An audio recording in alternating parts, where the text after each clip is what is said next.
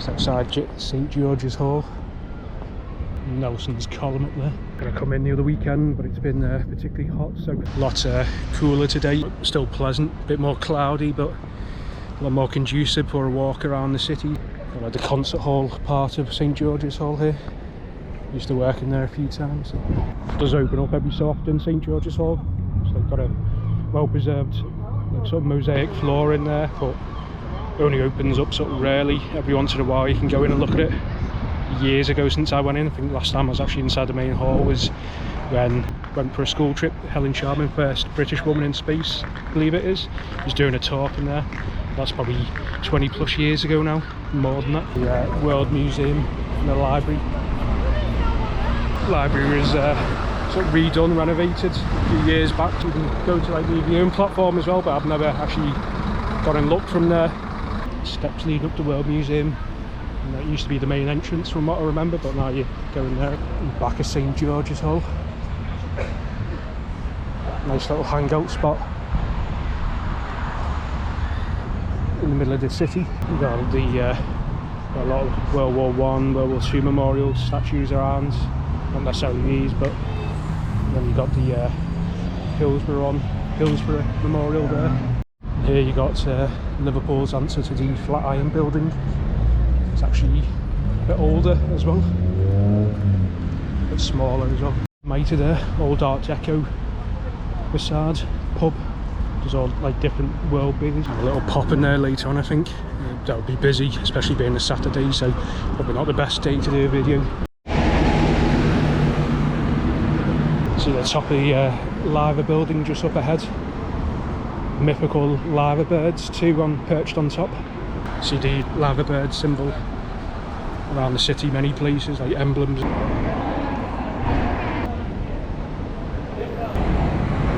This A-loft building, a nice fine Edwardian building, wouldn't look out of place in Whitehall in London. Do a lot of filming around here for dramas and TV series and Hollywood films. Stand in for like Paris, London, Russia, Moscow. One of the best vistas you'll get in Liverpool, Water Street, looking down onto the Liver building. Old Town Hall at the top.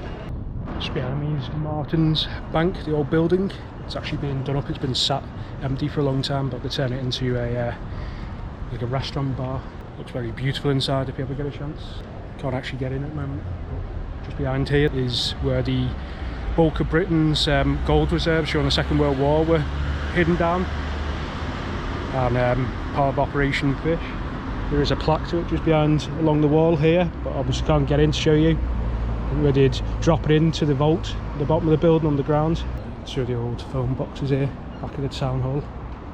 Durian type fruits or whatever, I forget what they are, kind of exotic fruits. Usually find in the details of older buildings like Georgian. I'm doing a bit of filming at the moment.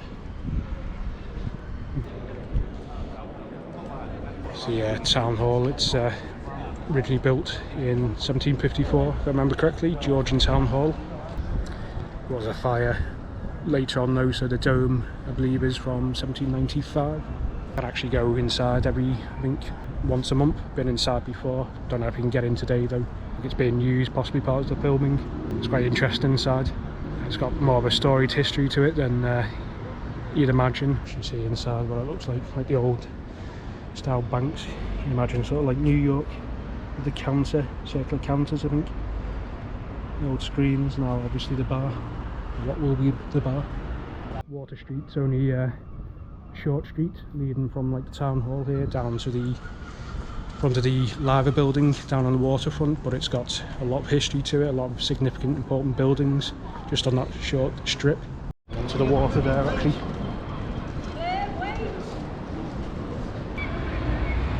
This building, which was previously empty, old brass is it?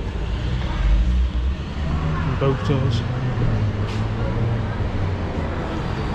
Just opposite the Martin's Bank, near the town hall. The new addition to the street. It's apparently the world's largest Hooters. Looks a bit incongruous with the rest of it. the rest of the historic buildings, but apparently there are all bouncers in there from what I heard. Just over the road here, on Water Street, got the Oriel Chambers of 1864. It's the first skyscraper, so to say, in the world, by Peter Ellis, Liverpool-born architect. It's obviously not a skyscraper in terms of height, but it's the first sort of modernist building to use the metal framed glass curtained walls, as you see on the plaque here.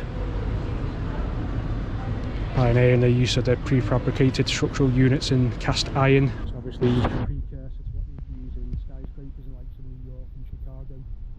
Later on with steel though. So obviously the load bearing front doesn't exist with that anymore. It's actually at the back where the metal framed glass curtain wall is. Considering compared to other buildings in the area, similar age if not later Victorian buildings, it looks very different just when you see the facade. So these glass pods must have looked very strange back in the day when it's first built. You can see better along the side here. I don't think you can actually get into the courtyard at the back where the metal framed glass curtain walls are. As I say, even on the side you can see the predominance of the glass, the sort of pods, and the thinner kind of surrounds. Even though this is masonry stone, later on obviously in skyscrapers it would be all glass or sort of metal dividers. Obviously even now it looks quite modernist.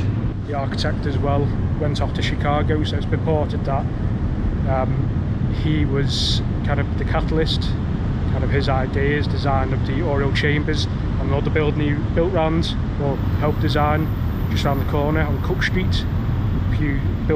Designed a few years later, but shows an even better example of that sort of kind of change to what will be the precursor to a skyscraper in a sort of architectural design, structural design. It's purported to his designs to have influenced the Chicago school, because obviously there's a Great Fire of Chicago, so later 19th century, and then he rebuilt it all sort of skyscrapers. So the road you got the India buildings, now HM government tax office, but inside's supposed to be impressive. And we used to do a bit of filming in there once the magical mystery tour bus moves out the way, so get a glimpse inside. Don't mean you can just go in though now and film, wouldn't be too happy about that. Inside's like very elaborate, so I think we used it in the past for like filming kind of shots to stand in is New York. We got a better view of the India buildings. Large Art Deco era building. We'll look at a place I think in somewhere like New York, Manhattan.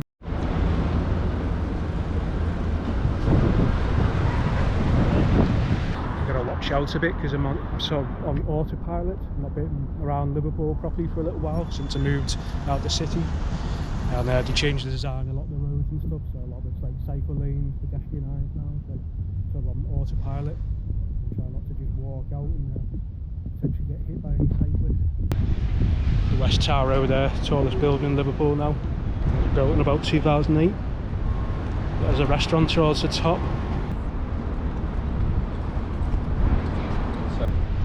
It's reinforced concrete.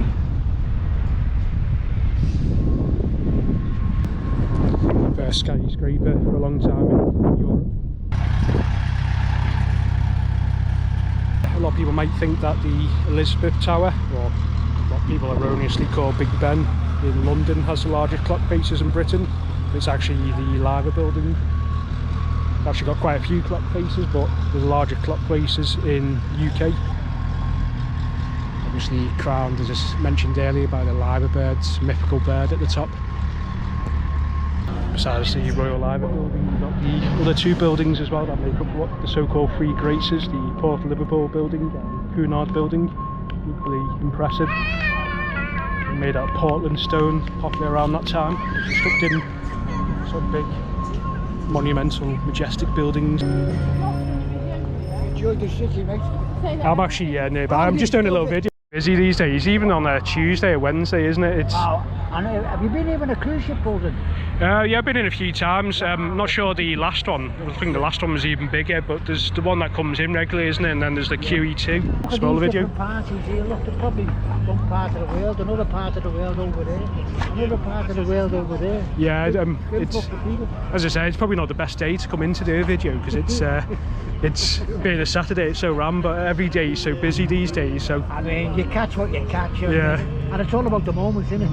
Yeah, It's all about the moments. I think I've not been in the city properly for a while. Came in just with the Eurovision, come back in, but a lot of it's changed because I was living in the city for a good 6 years. It's always on the move, isn't it? So it's in a beautiful way, like, you know. Yeah. In a beautiful way. 40 yards, 50 yards from the Tory government. Yeah. It's managed to climb there. Yeah, I think I've read about that. Yeah, Thatcher. Well, this guy actually, Liverpool born and bred. I think he thought I was a foreigner.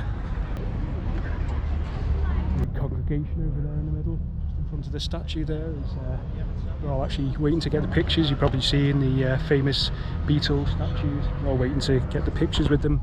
The new Museum of Liverpool building there.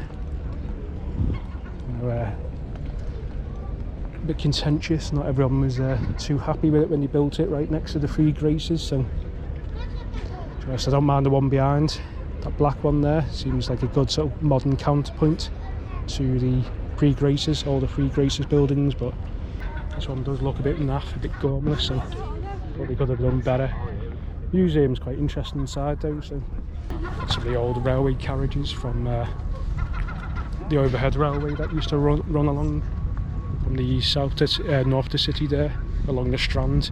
First overhead railway in the world, but got pulled down unfortunately. You look at the old pictures, very much like Chicago or something. Got pulled down though, and only a small section, I believe, survives just in the north of the city, just outside the city centre. You can go past it on the train, but it's all like overgrown now, not used. It's a bit unfortunate because it's would have been quite impressive addition to the city if it had survived. Got the River Mersey here, looking out over onto the Wirral Peninsula. Over to like Birkenhead and Wallasey further up. Sometimes the water's quite low, but you still get large ships moving up and down. Like oil sort of tanker and freight ships moving up and down. You wonder how to get down without getting stuck. Not the bluest of water, I must admit. It's a bit silty around here, so it tends to have a bit of a brownish tinge to it, so quite wide, especially as you get down towards the southern end of the city, down there towards the airport.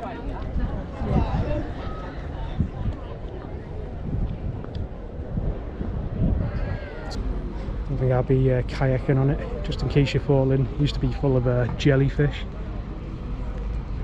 Seemed to got rid of them at some point. People used to jump in though when it was full of the jellyfish, young lads.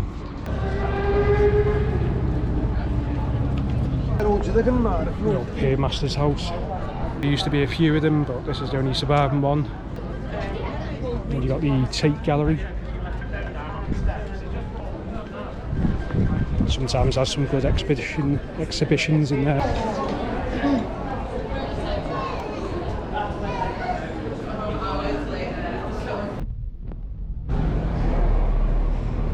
Liverpool Biennial Umoya. Not sure what that is, to be honest. Around here, the Docklands were derelict for a very long time.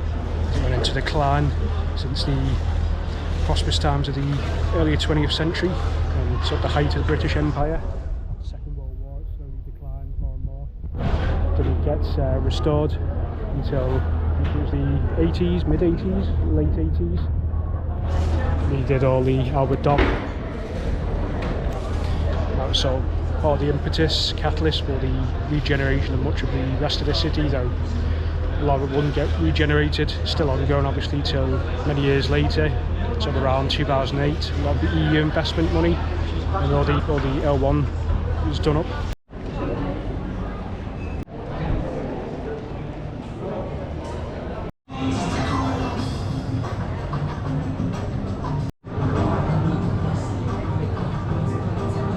Used that little island of Great Britain that's I think it's actually over here. That's sit in the water, for a programme called This Morning programme. Fred the Weatherman. I think a lot of people remember him from childhood in the UK. He used to jump from island to island during the weather. Some nice old boats as well down here, moored up.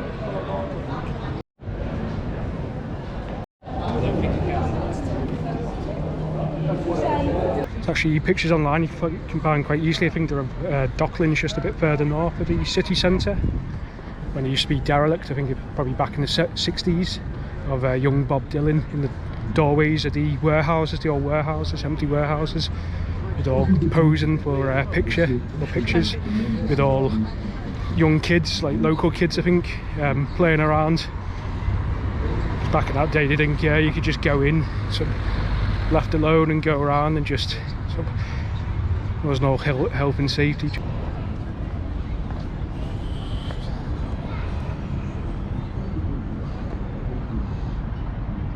Other part of the dock here, looking up to the Wapping Quay and what is the Baltic area now, Baltic Triangle.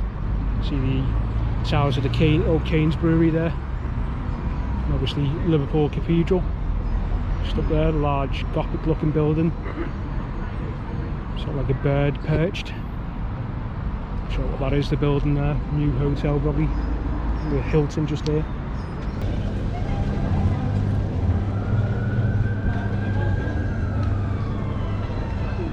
Actually got the old Customs and Excise Museum just behind me. I've been in there for years though, again must be over like 20 years, it's actually a very good museum. I not remember going in. So it includes parts about all like drug smuggling and stuff, and how they sort of weed that out. Sun coming out a bit more now. It's supposed to be a sunny evening, should be quite nice. A bit warmer though now, a bit more humid. It's a stripy building just up ahead. It's actually the old White Star Line building, which is where the Titanic was registered. That's why on the stern of the Titanic, the hull of the Titanic, you'll see the name of the city, Liverpool. It's now I think changed hands, but like a hotel spa building. So that's Liverpool sort of ties to Titanic story. So the old ventilation building as well, there's quite a few of them, one over the water and one up towards the Aloft building. Huge Art Deco ventilation shafts. Even back then something as simple as that would be like a work of art, you know, something for the city to be proud of. Get a better view of it there.